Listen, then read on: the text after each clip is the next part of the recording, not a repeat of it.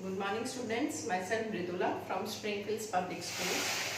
Yes students, in the previous videos we have started with the chapter company and we have discussed meaning, features, merits and limitations of a company. Today we are going to start with our next topic, that is the types of the companies. On the basis of transferability of shares, there are two types of companies, private company and public company. So according to our Companies Act 2013, there are various rules and regulation, and under particular section, these provisions we have to follow. So let's start with our firstly private company. So here private company, according to section 2 subsection 68 of Companies Act 2013, there are various provisions that we have to follow. Now what are those provisions? The very first one is, it restricts the right of members to transfer the share. The main difference between private and public, these companies, they restrict the right to members, means those members, they cannot transfer their shares to anyone. So that is the main restriction imposed on private companies only. The second thing is, it restricts the number of members from 2 to 200. It means in case of your private company, minimum 2 and maximum 200 members are there. So in case if the members exceed more than 200, then it will become a public company. So these provisions that have to follow when the persons join together to form a private company. Then after that, it put a ban on inviting the public to subscribe for its shares, debentures and public deposit. It put a ban means such companies cannot invite the public for the subscription of shares and debentures. Means these shares and debentures are not transferable to any person because they do not issue prospectus, so they do not invite the public or subscribe for the subscription of shares or debentures. The next thing, it must minimum paid up capital of rupees 1 lakh. That is the main thing that must be present in case of your private company. So these points, these provisions must be followed before a company that private company start its proceedings. For example, I have written, so many examples are there in your book also. Parley Production Private Limited and VK Publications, that are RK Singla book, that is also under the VK Publication Private Limited. So they must use the word private after its name. That is the main thing. Now come to our public company. According to section 2, subsection 71 of the Companies Act 2013, there are so many various, you can say, provisions that have to be followed. The very first provision is, it has no restriction on its transfer of shares. It means in case of public company, they can invite the public for the subscription of shares and debentures. So there is not at all any restriction in case of transfer.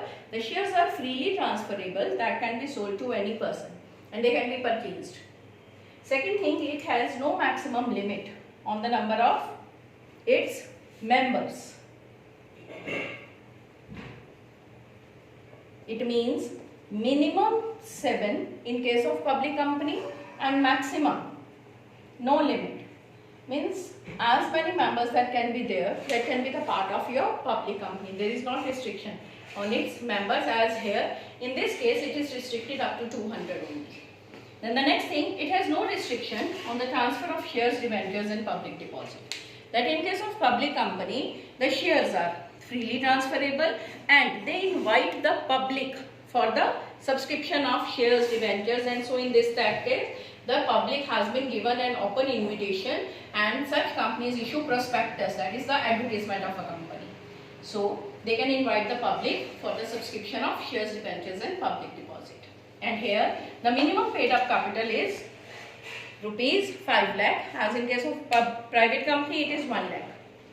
For example, Apollo Hospital, Hull Infosys are there, so many other companies are there, and such companies must use the word limited after their name. Public limited, such companies they must use, and here in case private limited.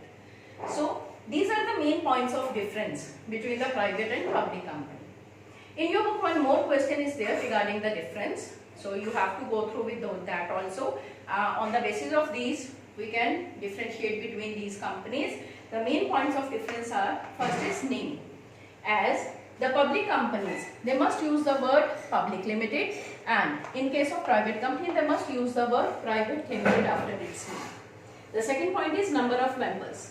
As in case of private limited, we have discussed minimum 2, maximum 200, or in this case minimum 7 and maximum no limit is there. Third point, directors. In case of private company, minimum 2 directors that must be there, and in case of public company, minimum 3 directors must be there to apply to, you can say, serve the provisions of your public company. Then after that, index. Index means register. Such private companies need not to prepare any index for the noting down all the names, but here in case of public company, proper index that must be there, and that has to be filed to the registrar. Invitation to the public. Private company cannot give invitation to the public for the subscription of share, but the public company can give the proper invitation to the public for the subscription of shares and debentures. Transferability of share. Here the shares are not transferable, but here in case of public the shares are fully transferable. Capital. In such case, minimum paid up capital 1 lakh, and in case of public 5 lakh limit is there. Prospectus. As private companies need not to issue prospectus because they do not invite the public, but in case of your public company, they must issue prospectus because that is an open invitation to the public. Loan to the directors. In case of private company, they cannot provide, or you can say loan, or they can give if they are having such provision in their articles to the directors, but the prior approval of central government is not required. But here in such case, public company, because the people's money is there, so in such a case the proper, if they want to give loans to the director, then it means okay, they have to take approval from the central government. So in such case, these are the basic differences between public and private company. You have to go through with the meaning and the difference of private and public company, and if there is any doubt, you can just write down the points in which you are having any confusion in the WhatsApp group. So in the next video, I'll take you down. Thank you and have a nice day.